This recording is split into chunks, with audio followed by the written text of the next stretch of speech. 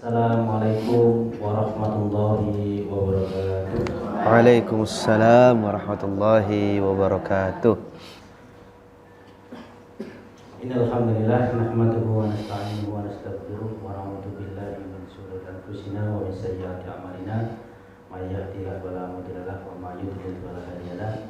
Asyhadu an la ilaha illallah wahdahu la syarika lahu wa asyhadu anna Muhammadan abduhu wa rasuluh la nabiyya wa la rasula ba'da. Bapak Ibu jamaah Persagi, ini sudah memasuki episode keempat bersama Ustadz kita, Ustadz KM. Yang ibu-ibu bertambah terus ya jamaah. Alhamdulillah.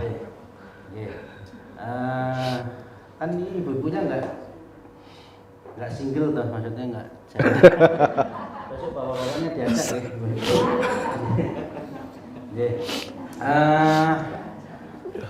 Langsung saja. Ini karena hari ini kebetulan di setengah 8 juga Ustadz KM harus geser ke UAD. Jadi sudah dikontrak juga di UAD gitu.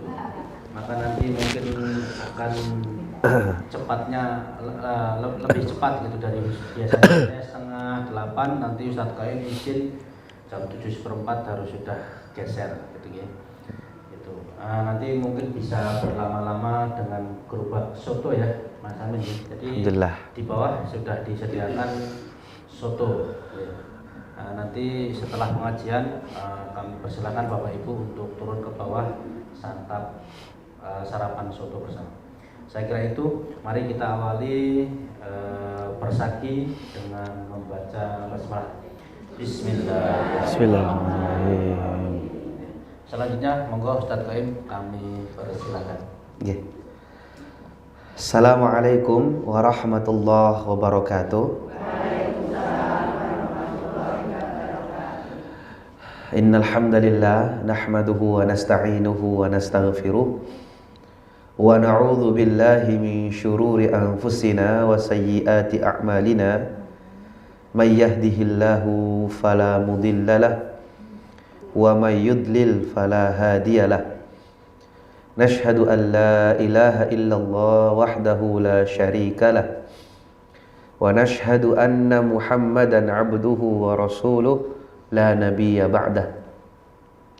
Wa nusalli wa nusallimu ala hadzal nabiyil karim. Allahumma salli wa sallim wa barik ala abdikal mustafa nabiyyina Muhammad wa ala alihi wa ashabihi wa tabi'in wa tabi'ihim bi ihsan ila yaumiddin, amma ba'd.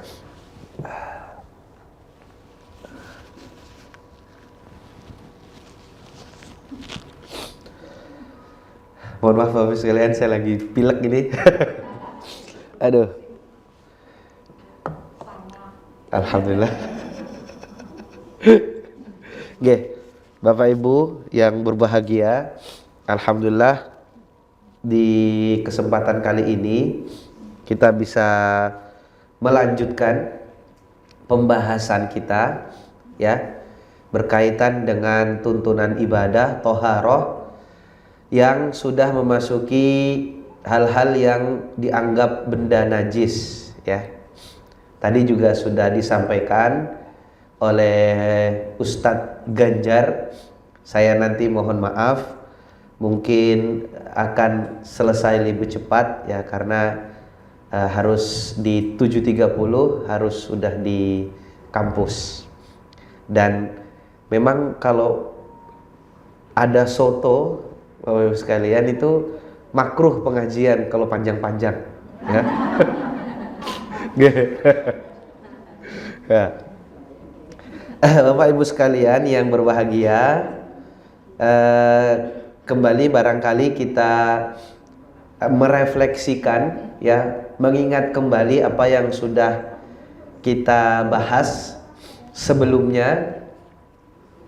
Jadi di Muhammadiyah sendiri ya sudah terdapat pembagian benda-benda najis, yang pembagian ini ternyata tidak selalu sama ya dengan apa yang sudah dirumuskan oleh para ulama, khususnya ulama-ulama di 4 madhab ya.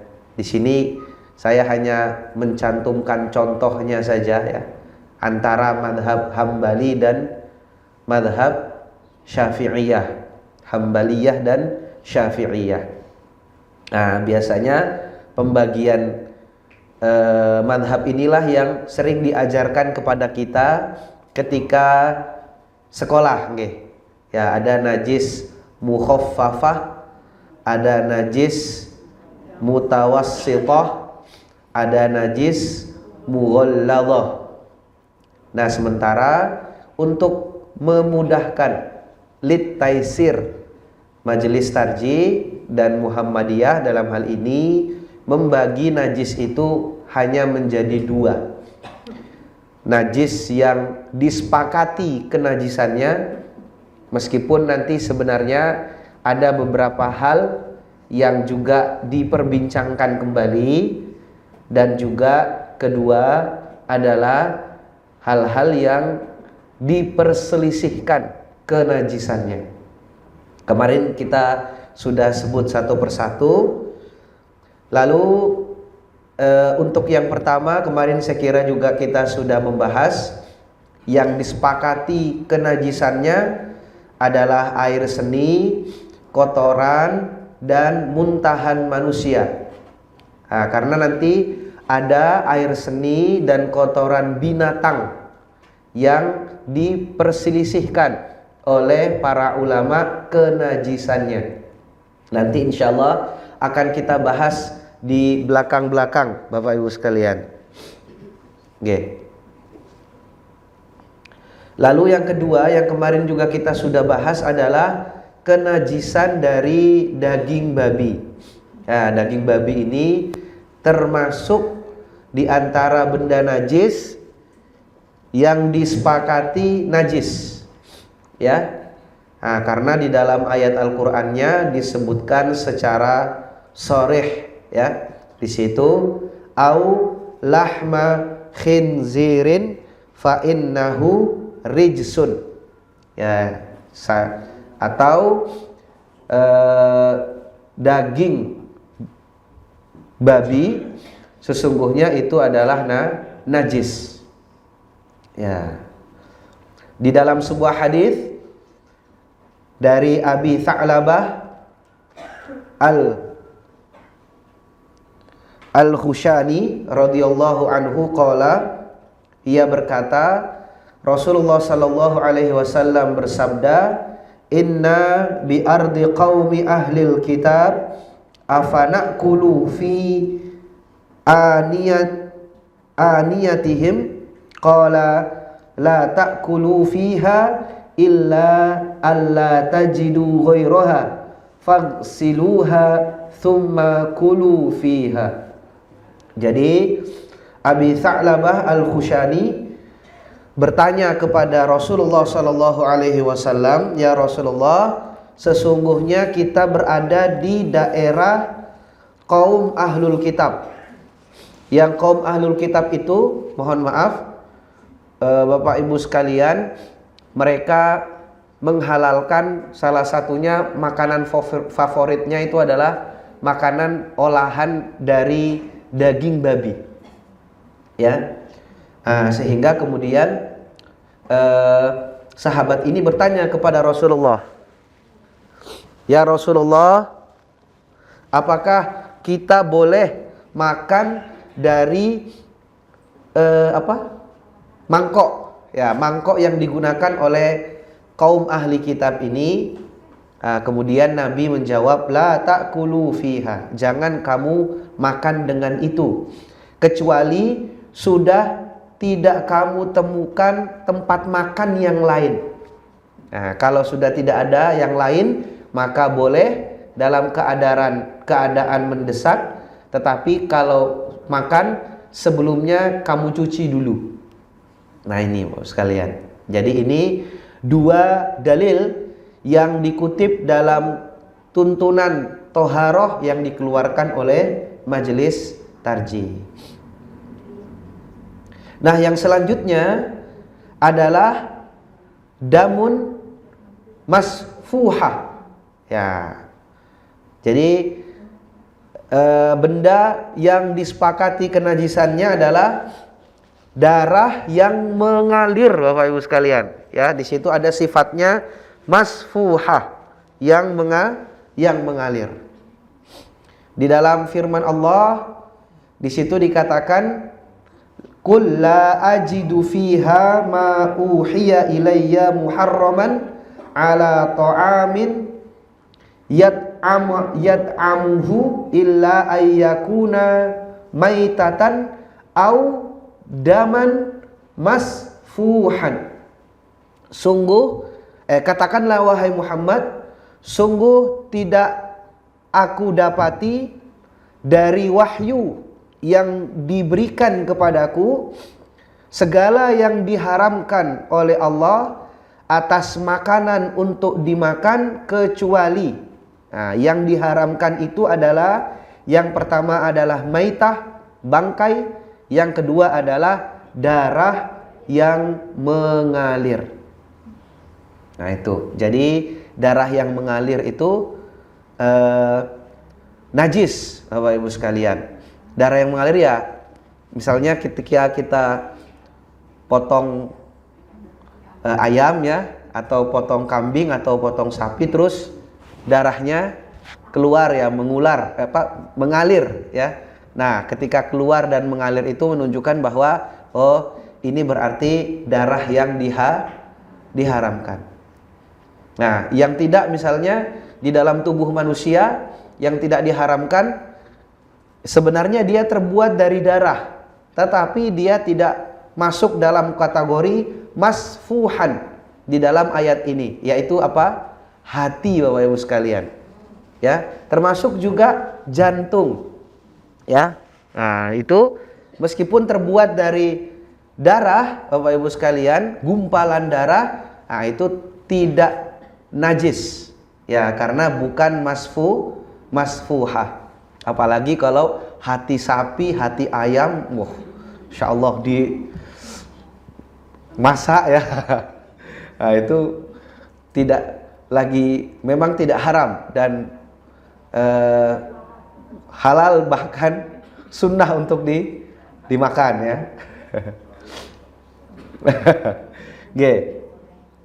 Di dalam hadis Nabi Shallallahu Alaihi Wasallam dari Asma, ia menceritakan bahwa suatu ketika ada seorang perempuan mendatangi Nabi lalu bertanya, "Ara'aita ihdana tahidu fit thawbi kaifa tasna?" Ya Rasulullah sallallahu alaihi wasallam, apa pendapatmu apabila salah seorang di antara kita sedang haid dan darah haidnya terkena baju? Nah, apa yang harus kita lakukan? Nabi menjawab, tahuttuhu thumma takrusuhu bil ma'i thumma tandahuhu wa tusalli fihi. Hendaknya kamu apa namanya, sekalian? Kalau begini tuh apa? Ya, ngucek ya. Terus dicuci dengan air, kemudian dikeringkan, baru boleh dipakai sholat. Nah, jadi hadis ini menguatkan, mentaukidkan ya apa yang terdapat di dalam ayat sebelumnya berkenaan dengan kenajisan dari darah masfuha. Ya, salah satunya adalah darah haid tadi.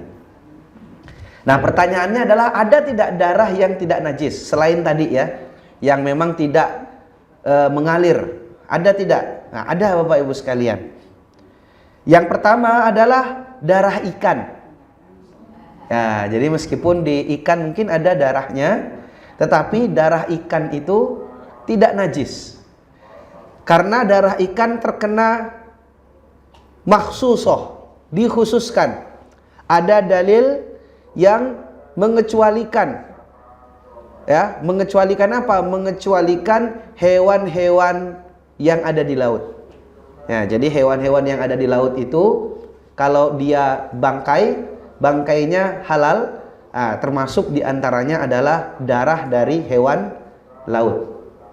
Nah, di situ hadisnya adalah suatu ketika ada seorang sahabat, Bapak Ibu sekalian, yang bertanya kepada Nabi, "Ya Rasulullah, saya ini kerjanya nangkap ikan di tengah laut. Nah, ketika naik perahu itu saya cuma bawa sedikit air buat diminum. Kalau saya berwudu menggunakan air minum ini, ya, bisa jadi habis airnya, tidak ada yang saya minum. Gimana ini?" Ketika itu kemudian Nabi SAW bersabda, "Huwat tahuru ma'uhu al-hillu maitatuhu." Jadi air laut itu suci dan bangkainya halal. Ya, jadi air laut itu suci, kamu boleh pakai wudu, kamu boleh pakai bersuci, dan juga bangkai hewannya itu halal. Nah, sehingga dikecualikan darah hewan laut. Yang kedua, Bapak Ibu sekalian, yang dikecualikan juga adalah darah yang tidak najis, adalah darah yang tersisa atau melekat pada bekas sembelihan, ya, atau tempat masak, ya, atau pada luka-luka yang mulai mengering. Nah, itu tidak najis, Bapak Ibu sekalian. Jadi jangan khawatir, misalnya kalau ada luka, ada nanah, ada darah yang masih keluar, meskipun kita sudah berusaha untuk membersihkan, ya, selama dia tidak mengalir terus-menerus, ya, itu tidak najis. Jadi kita bisa berwudu dan kita bisa sholat. Nah, hadisnya dari mana? Nah, hadis ada, Bapak Ibu sekalian, dari Aisyah radhiyallahu anha. Beliau pernah menyampaikan riwayat. Beliau mengatakan, "Kunna na'kulul lahma waddamu khututun 'alal qadri." Ya, dulu kami para sahabat pernah makan daging, sementara darahnya itu khututun, masih sedikit ada bekas, ya, di tempat makan kami. Ya, jadi kalau saya pernah, Bapak Ibu sekalian, pas mau pulang ke kampung istri, mampir ke sate Balibul. Nah, di situ sate Balibul itu ternyata ada tekniknya yang Masya Allah luar biasa, enak sekali, Bapak Ibu sekalian. Tapi kayak masih ada tersisa darah-darah yang sedikit. Mudah-mudahan ini halal, gitu sekalian, ya, tidak najis yang seperti yang disebutkan di hadis ini. Dalam riwayat yang lain, Al-Hasan Al-Basri meriwayatkan, mazalal muslimuna yusalluna fi jarahatihim. Dikatakan bahwa orang-orang Islam di zaman Nabi itu, ya, masih tetap sholat meskipun banyak luka. Ya, jadi diantaranya misalnya para sahabat yang habis berperang, ya, kemudian banyak luka sayatan dan lain sebagainya, ya, mereka asalkan lukanya sudah tidak keluar lagi, darahnya tidak mengalir, mereka tetap sholat, dan darahnya tidak menajiskan. Nah, ini Bapak Ibu sekalian, jadi tidak perlu khawatir, ya, karena tentu nanti akan menyulitkan sekali kalau darah dari luka saja itu adalah najis sekalian. Nah, ada juga darah yang oleh para ulama dikategorikan sebagai ma'fu anhu, darah yang dimaafkan, ya. Maksudnya kenapa tidak disebut halal? Ya, pada asalnya mungkin terkena kategori najis, tetapi ada satu dan dua keadaan pada darah ini, sehingga dalam syariat, dalam fikih, meskipun dia najis tetapi dimaafkan kenajisannya. Nah, jadi dianggap suci, Bapak Ibu sekalian, atau dianggap tidak perlu melakukan toharoh ketika terkena darah ini. Di antaranya apa Bapak sekalian? Di antaranya adalah darah yang ada pada hewan-hewan kecil yang sulit dihindari. Contohnya nyamuk Bapak sekalian, ya.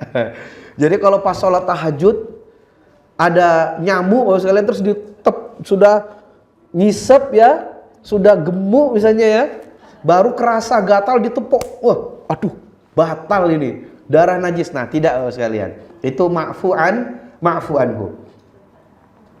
Nah, salah satunya Bapak Ibu sekalian, pendapat ulama yang menjadi pertimbangan majelis tarjih dalam hal ini adalah yang ditulis oleh Syekh Imam An-Nawawi dalam kitab Al-Majmu' Syarhul Muhadzab. Al-Majmu' syarah kitab Al-Muhadzab. Di situ dikatakan ini, wa ammad dama'u fayundharu fiha. Adapun jenis-jenis darah maka perlu diperhatikan mengenai ini. Fa in kana damul qamli wal baraghith wa ma ashbahaha fa innahu yu'fa an qalilihi. Ya. Kalau darah itu berasal dari hewan kecil seperti kutu, ya. Ya, termasuk yang sejenis dengan kutu, semut, kemudian nyamuk, maka darahnya yu'fa an qalilihi, dimaafkan karena dia sedikit. Li'annahu yashuqqul ihtirazu minhu. Kenapa dimaafkan? Karena kita sulit untuk menghindari darah tersebut.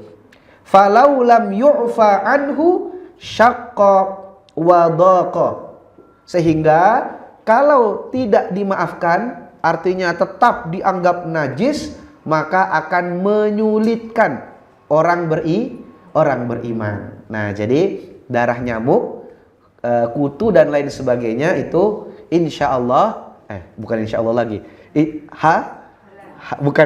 bukan tidak najis sekalian ya, tidak najis, suci. Nah, itu berkaitan dengan darah. Nah, lalu yang kedua adalah madhi dan wadi. Nah, kemarin kita sudah bahas Bapak sekalian.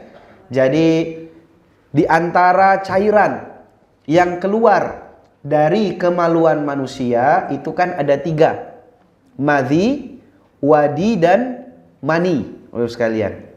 Kalau madhi itu di dalam fiqhus sunnah disebutkan cairan berupa lendir berwarna putih keluar dari kemaluan ketika ada rangsangan syahwat. Ya. Atau bahasa sederhananya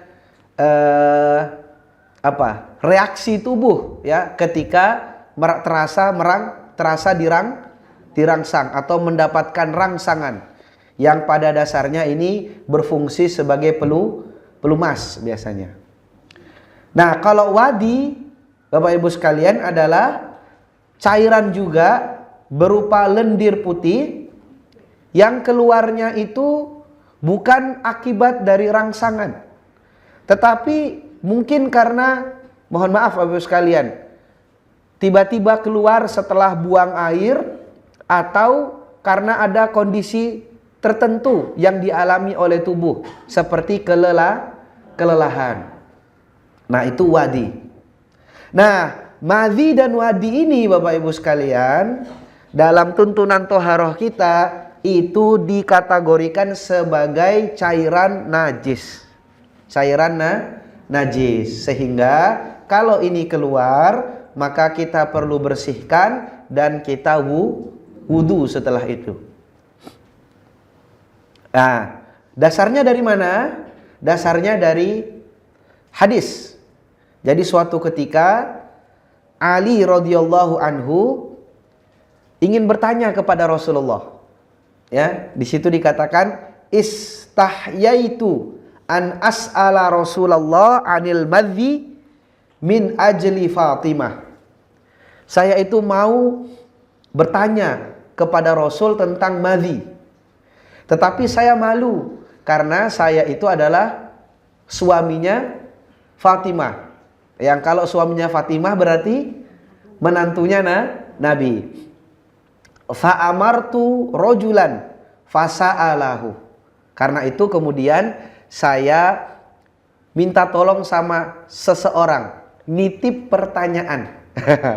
Untuk orang ini bertanya kepada Rasul tentang apa yang saya alami. Jadi di dalam hadis yang lain Ali mengatakan kuntu rojulan midhiyan. Saya ini seorang yang mudah terangsang. Sedikit-sedikit keluar madhi, sedikit-sedikit keluar madhi. Ya 11-12 sama Ustadz Ganjar lah. Ya, Ali bin Abi Thalib ini. Beliau. Nah, akhirnya kemudian ditanyakanlah. Kemudian Nabi menjawab fihil wudu. Nabi menjawab kalau madhi keluar maka di situ ada kewajiban berwudu. Sehingga hadis ini menjadi dasar bahwa madhi itu najis. Nah, di dalam fiqhus sunnah ada hadis yang dikutip riwayat Al-Athram dan Al-Baihaqi. Di situ dikatakan wa ammal wadi wal madhi faqala ighsil dzakaraka au madzakiraka wa tawadda wudu'aka fis shalah. Jadi adapun tentang wadi dan madhi, Nabi bersabda, cucilah kemaluanmu atau tempat-tempat yang terkena kemaluanmu, ya berarti ya celana dalam atau apa yang dipakai ketika keluar wadi dan madhi ini, lalu berwudulah seperti wudumu ketika mau sholat. Nah, ini dua hadis yang menunjukkan madhi dan wadi itu najis. Lalu bagaimana dengan mani, Bapak Ibu sekalian? Nah, mani itu justru qadarullah tidak najis. Ya, tetapi perlu dibersihkan saja.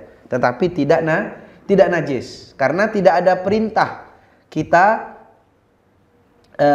di hadis itu dia menyebabkan hadas keluar mani itu, Bapak Ibu sekalian, tetapi maninya sendiri bukan najis. Jadi diminta ada kewajiban kita untuk mandi junub ketika keluarnya mani itu bukan karena maninya najis, tetapi karena peristiwa keluar maninya itu menyebabkan status hadas. Ya. Hadisnya dari mana? Kalau mani itu tidak najis. Nah, dari dua hadis yang dikutip dalam tuntunan Toharoh. Yang pertama, Bapak Ibu sekalian, hadis yang diriwayatkan oleh Ibnu Abbas. Suatu ketika Nabi Shallallahu Alaihi Wasallam pernah ditanya anil mani yusibus thauba, tentang mani yang kena baju, yang kena pakaian. Nah, kemudian Nabi menjawab, innama huwa bimanzilatil mukhati wal buzaqi wa innama yakfika antam sahahu bi khirqatin au bi idkhiratin. Mani itu sama kedudukannya seperti liur atau ingus, sehingga cukup bagimu untuk mengusapnya atau membersihkan, memercikkan air untuk menghilangkannya. Nah, itu hadis yang pertama. Nah, di hadis yang kedua ini kesaksian dari istri beliau, Aisyah radhiyallahu anha. Beliau mengatakan, kuntu afrukul maniya min thawbi Rasulillah thumma yaqumu fayusalli fihi. Aku pernah mendapati baju Rasulullah yang di situ ternyata sudah ada mani yang mengering. Nah, karena itu kemudian aku kerok. Dikerok, lalu pakaian itu, sarung itu atau celana itu kemudian dipakai oleh Rasulullah tanpa Rasulullah menyuruh untuk mencucinya. Nah, dua hadis ini menunjukkan mani itu tidak najis. Nah, jadi ini kita Bapak Ibu sekalian sudah punya wawasan ya, 3 cairan yang punya perbedaan hukum. Wadi, madhi, najis, mani tidak najis, tetapi peristiwa keluar mani menyebabkan hadas. Ya, itu ya. Kalau mani itu cairan berupa lendir yang keluar ketika seseorang mencapai klimaks pada kondisi seksualnya. Oke. Oke.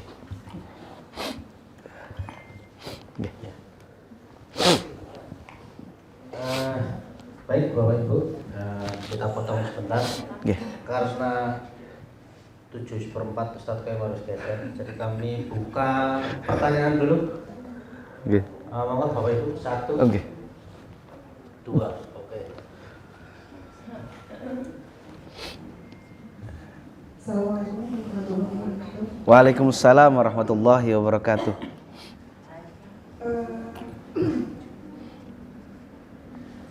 Ustaz gini, kita punya orang tua atau mungkin kita dalam keadaan sakit, dan kita memakai seperti pampers. Dalam keadaan seperti itu dan keadaan yang kita tidak bisa turun dari tempat tidur untuk berwudu, apakah sholatnya pada saat kita sakit dan dalam memakai pampers itu sah ataukah tidak? Kemudian yang kedua, cairan yang keluar tadi yang tidak dirangsang seperti keputihan atau apa, apakah itu juga najis? Terima kasih. Waalaikumsalam.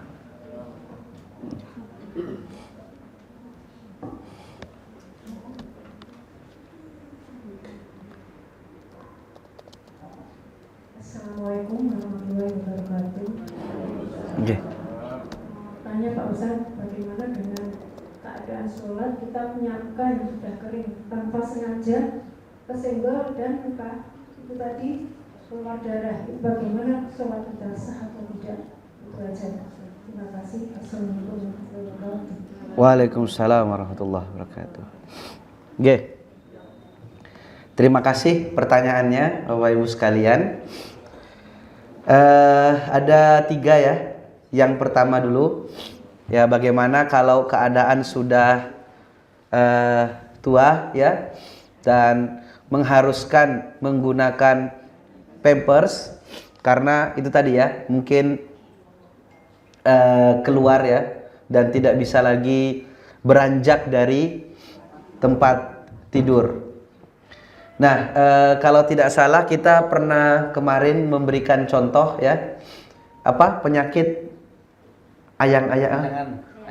anyang-anyangan, yaitu sudah ada fatwanya, nanti bisa dicari dan bisa dikontekstualisasikan dengan keadaan tadi. Intinya bahwa kalau memang ada keadaan Bapak Ibu sekalian yang tidak bisa dihindari oleh seseorang ya dalam rangka menjaga kesucian atau dalam rangka toharo, maka keadaan itu disebut sebagai keadaan mendesak atau bahkan keadaan daruroh. Nah, keadaan daruroh itu tubihul mahdzurat, ya memperbolehkan sesuatu yang awalnya dilarang atau memperbolehkan sesuatu yang awalnya tidak diperbolehkan. Nah, jadi dalam konteks tadi maka kaedah ini berlaku. Nah, misalnya ada seorang orang tua sudah sangat tua sekali ya, sulit kalau harus bolak-balik sementara sudah pakai pampers, maka cukup melakukan upaya kebersihan dan pembersihan semampunya. Nah, kalau sudah melakukan semampu yang bisa dilakukan, ternyata masih ada mungkin benda najis, maka itu ma'fu anhu, dimaafkan. Nah, itu jadi tidak masalah Bapak Ibu sekalian. Itu yang pertama. Kemudian yang kedua, nah, apakah mohon maaf, keputihan itu juga bagian daripada najis? Nah, ini sudah ada fatwanya juga Bapak Ibu sekalian. Fatwanya itu bisa nanti Bapak Ibu sekalian cek di fatwatarji.or.id. Fatwanya dipublish pada tahun 2012. Nah, jadi cukup lama. Di situ ada pertanyaan Bapak Ibu sekalian. Bagaimana hukum fikih tentang wanita yang mengalami keputihan? Nah, di situ Bapak Ibu sekalian disebutkan bahwa ternyata keputihan itu bukan haid, melainkan semacam penyakit yang sering dialami oleh seorang wanita. Jadi dalam pandangan fikih menurut Majelis Tarjih, cairan yang disebut keputihan itu tidak bisa disamakan dengan haid, atau laisa bimanzilatil haidi, tidak pada kedudukan haid. Nah, sehingga apa yang disamakan? Nah, jadi keputihan itu disamakan dengan istihadah. Nah, hukumnya disamakan dengan istihadah. Ya, yaitu keluarnya darah atau yang lain dari rahim wanita terus-menerus, sehingga ia merasa tidak mungkin dalam keadaan suci untuk melaksanakan sholat.